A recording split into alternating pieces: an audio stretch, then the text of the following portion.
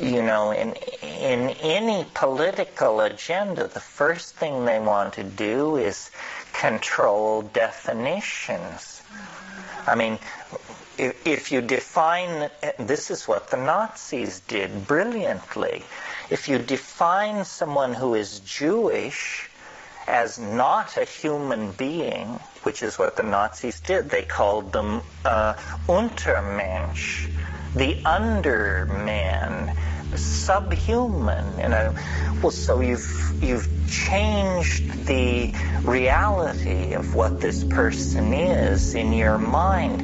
Now you can build ovens, deport them, put them in slave labor camps, because you've changed their essential nature by changing how you speak about them. And most of the changes we've allowed in language have been of this negative, destructive, disempowering sort. The curse of simplification, the easy answer, the glib reply. This is what our politicians, they say, well, you just cut the capital gains tax and it'll be fine. Everybody knows this is malarkey. It won't be fine. But language metaphors are being misused to delude and to keep some people on top and some people on the bottom. We're not going to save the world or honor the feminine or do anything worthwhile until we change the way we talk about these things. That's the first step. But what we need to do is make life into art and take upon ourselves an awareness of the responsibilities that language puts upon us.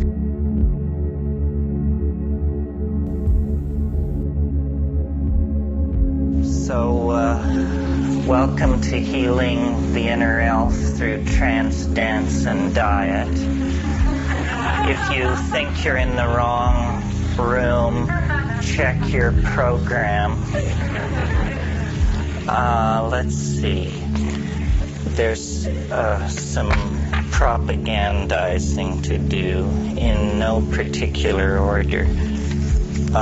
This is just my schedule for the next year, fairly set, in case you want to avoid this kind of encounter again in the calendar year.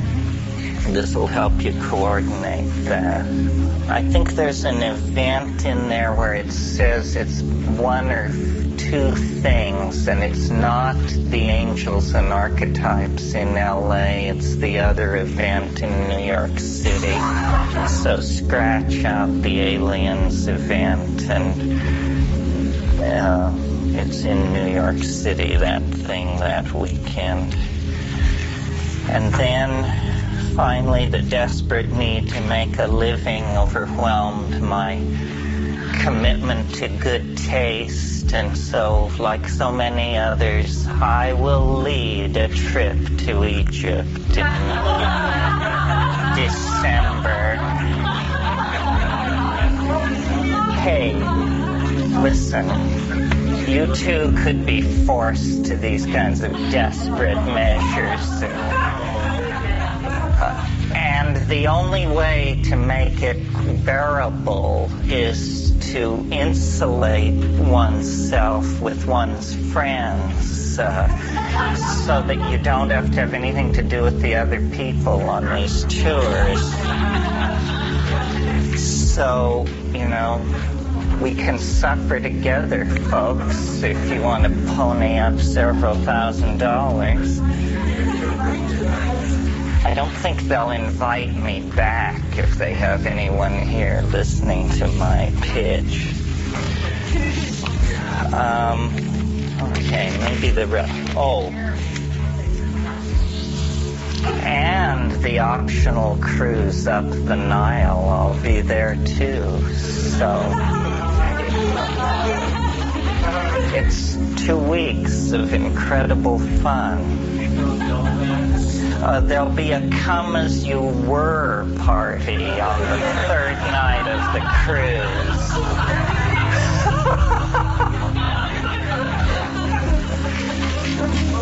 So enough poking fun at our colleagues at their expense. Finally, there is a book out.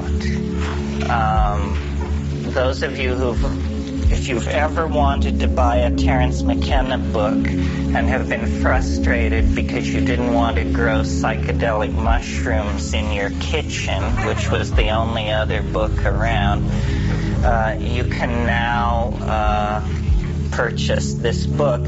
However, only in the Esalen bookstore, because it can't legally be sold till the 17th of February. So the Esalen bookstore made a special deal with Bantam and got a couple of cases of it for this weekend. So you could actually be the first person on your block. The title is Food of the Gods, not Why Eve Was Right, which is what I wanted, but you learn your place in the hierarchy of being when you work with Bantam books. But seriously, this is my best shot at making a rational argument, sort of, based on archaeology, history, and so forth, for the importance of psychedelics in culture and in the present situation, and for a need to rethink cultural and legal attitudes toward these things. So that's in the mix. And that's, I think I'll save the rest of this paper for tomorrow morning. What happened to the Harper's book that was going to be released first? Fans of internecine publishing struggles. What happened was the two publishers decided, some faster than others, that it would be better if the Bantam book came out first. So the Bantam book is out, and the question refers to a second book called The Archaic Revival, which will be out in May, and which will in no way duplicate this. They're completely different books, but there was a little jostling toward the finish line, and Harper's decided to let Bantam go first.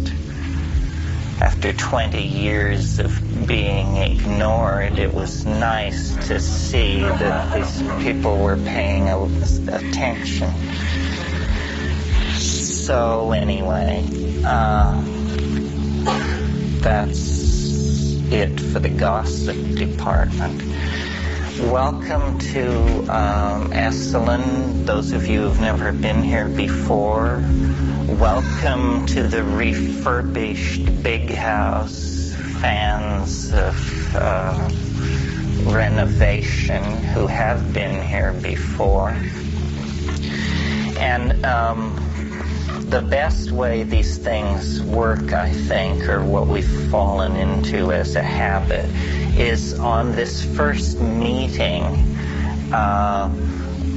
people basically just state, if they wish to, who they are, but for my edification, what can I tell you?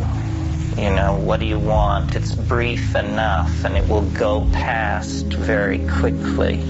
So out of people stating their interests and concerns, tonight will come an agenda of topics for the rest of the weekend. And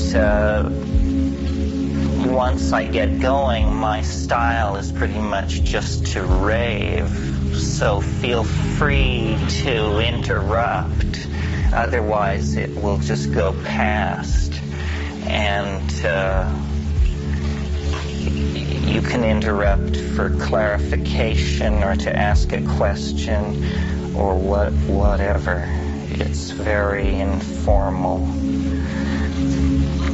It's so informal that I don't even know the name of it. Does anybody have a catalog? A weekend with Terrence.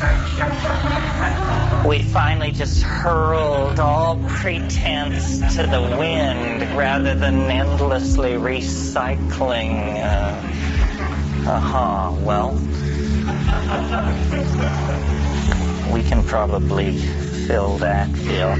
So this, to my mind, the importance of these things is that everybody is self-selected to be here, and it's an extraordinarily peculiar set of concerns that fall into nexus in this situation. So we represent some kind of an affinity group, and I think it's very important for the people to get to know each other, because all kinds of relationships, arrangements, possibilities can emerge out of these meetings.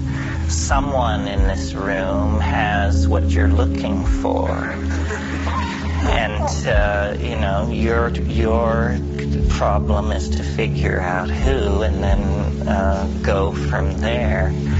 So to aid you, the clues emerge tonight when we go around in the circle, and everybody gets a brief chance, and for some people it will be probably their only opportunity, because some people step out of the light, to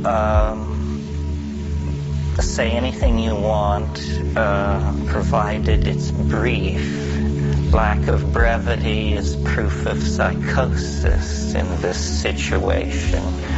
And after all, we are in a center for psychophysical healing, so please honor that. My take on science, I might as well couch it as a comment to you, but it will come out in some other form anyway, is science is excellent at doing what it was designed to do, but it has expanded its province into all reality and seeks to pass judgment in areas where it has no real business going. It's a very limited method that achieves its claim to universality by wildly exaggerating its accomplishments. For example, science, to do its work, modern science, post-Newton, depends on probability theory. But probability theory has a built-in assumption that has never been thoroughly looked at, and that is the assumption of what Newton called pure duration, meaning that science, if you describe a scientific procedure to someone, they don't ask whether you did it on a Wednesday or a Saturday. Science seeks to be time independent. And in order to do that, it has to make the assumption that time is invariant. This is just a first try with